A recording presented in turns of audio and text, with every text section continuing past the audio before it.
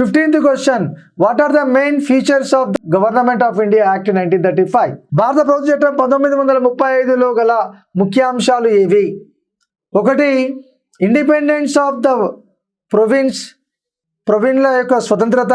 2, bicameralism at the centre, కేంద్రంలో ద్విసభా విధానము.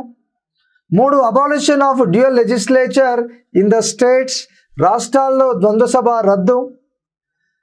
Option చూద్దాం. ఫస్ట్ దాంట్లో బీసీ అంటే కేంద్రంలో ద్విసభా విధానము, తర్వాత రాష్ట్రాల ద్వంద్వ సభ రద్దు. నెక్స్ట్ ఏబి అని ఇచ్చాడు, తర్వాత 3 ఏసి అని ఇచ్చాడు, 4వది ఏబిసి అని ఇచ్చాడు.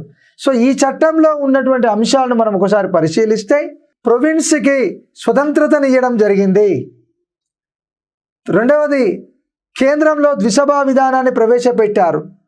3వది రాష్ట్ర శాసనశాఖలో ఈ ద్వంద్వ సభను రద్దు చేశారు. కాబట్టి 4th ఆప్షన్ ఈజ్ రైట్.